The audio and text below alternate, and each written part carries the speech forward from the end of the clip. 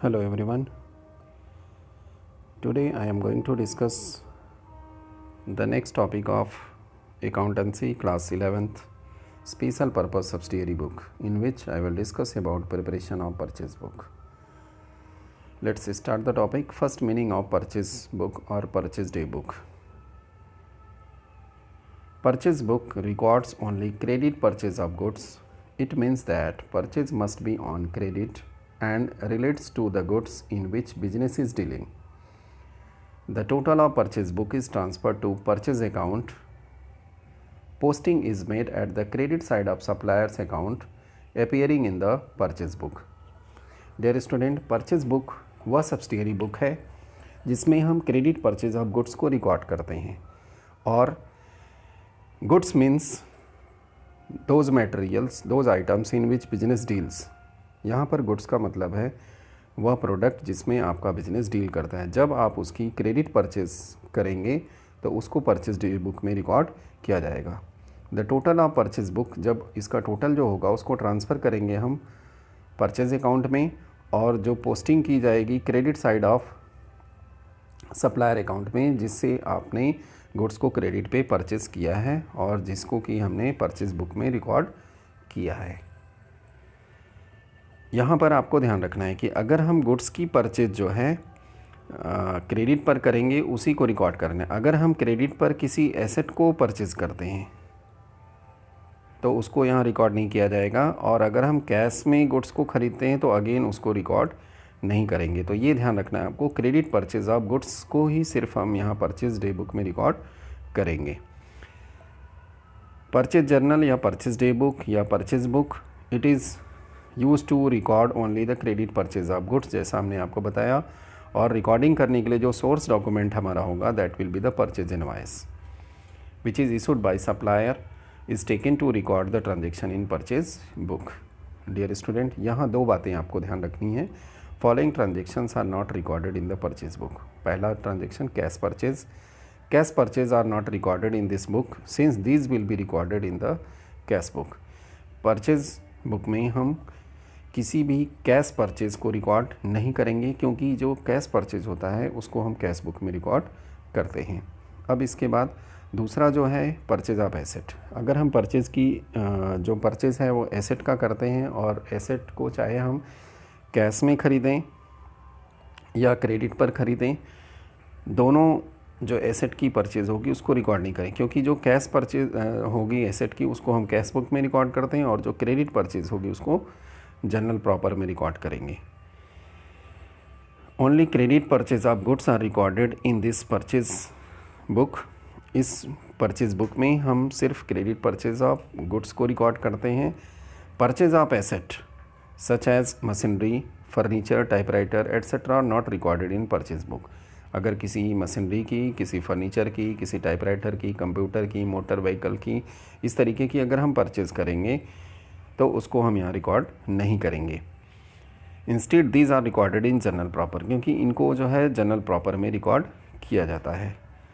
A purchase on credit अगर है तो जनरल प्रॉपर में रिकॉर्ड करेंगे, और in cash book E purchase for cash. और अगर हमने कैश में एसेट को परचेज़ किया है तो उसको कैश बुक में रिकॉर्ड करेंगे. परचेज बुक में रिकॉर्ड नहीं किया जाएगा. परचेज बुक में हम सिर्फ क्रेडिट परचेज ऑफ गुड्स को ही रिकॉर्ड करेंगे जिसमें बिजनेस डील करता है, और रिकॉर्ड करने का जो बेसिस होगा दैट इज़ सोर्स डॉक्यूमेंट, वह परचेज इनवॉइस या बिल होगा जो कि सप्लायर ने हमें इशू किया है at the time of purchase.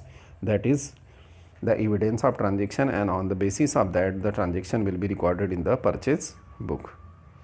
अब हम इसके फॉर्मेट की बात करते हैं कि परचेज बुक को हम किस तरीके से प्रिपेयर करेंगे. जब जीएसटी रहेगा साथ में तो आप देखिए सबसे पहला कॉलम जो बनेगा डेट का, इसमें डेट ऑफ ट्रांजेक्शन लिखा जाएगा 1 बाई 1. जितने भी डेट में हम क्रेडिट परचेज ऑफ गुड्स करेंगे उसको 1 बाई 1 रिकॉर्ड करेंगे. इसके बाद पर्टिकुलर कॉलम में हम सप्लायर का नाम लिखेंगे जिससे हम गुड्स को खरीद रहे हैं, और डिटेल ऑफ गुड्स लिखा जाएगा. तो यहाँ पे जैसे हमने किसी भी सप्लायर का नाम लिखा तो मेसर्स करके यहाँ बिजनेस का नाम लिखेंगे. इसके बाद कौन सी गुड्स को कितनी क्वांटिटी में ख़रीदा वो लिखा जाएगा. यहाँ पे डिटेल लिखने के बाद इसको जो वैल्यू आएगी इसको मल्टीप्लाई करके यहाँ डिटेल्स कॉलम में लिखना है और इनवॉइस नंबर में उस सप्लायर का जो बिल है या इनवॉइस नंबर है उसको लिखेंगे।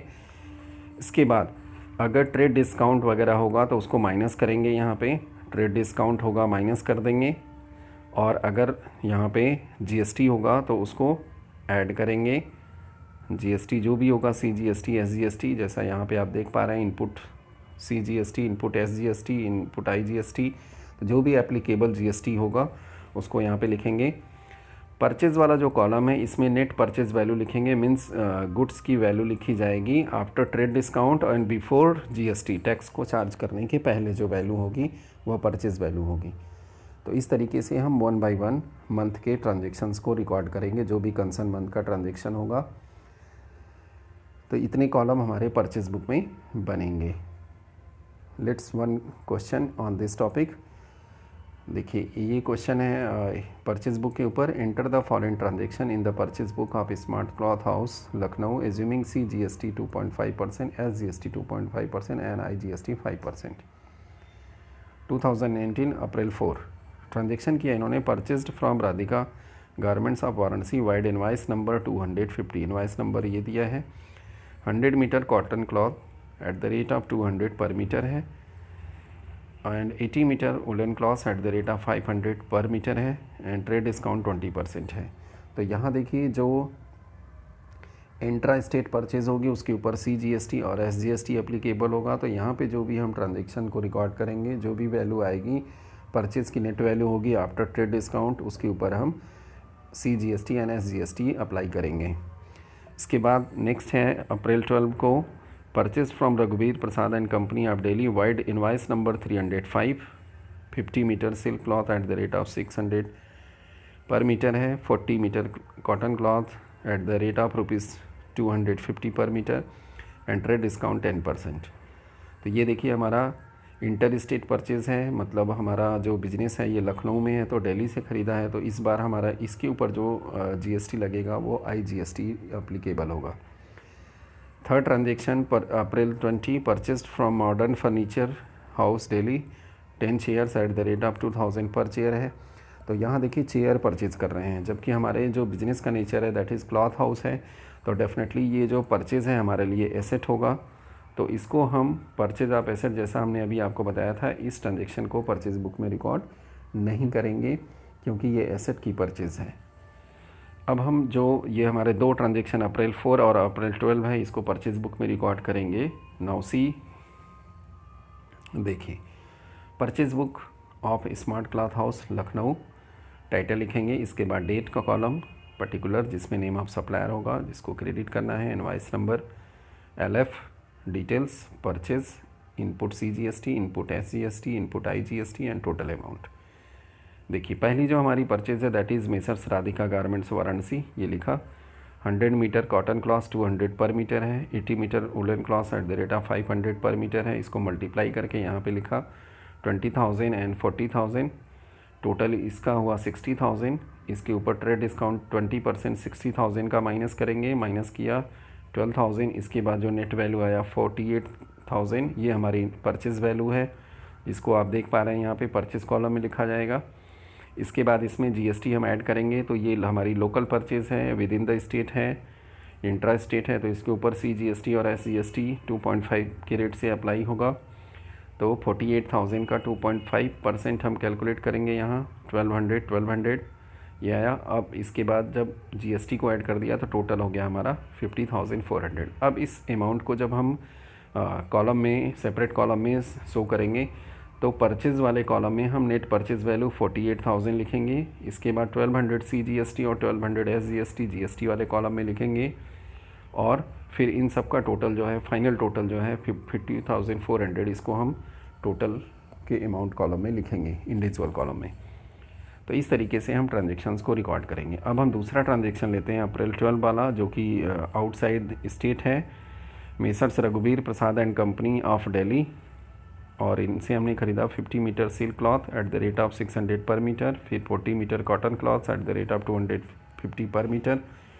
इसको मल्टीप्लाई किया, यहाँ इनवाइस नंबर है 305, तो ये वैल्यू आया 30,000, दूसरा 10,000, इन दोनों का टोटल हुआ 40,000। इसमें से ट्रेड डिस्काउंट माइनस किया 40,000 का 10%, 4,000 माइनस करने के बाद 36,000।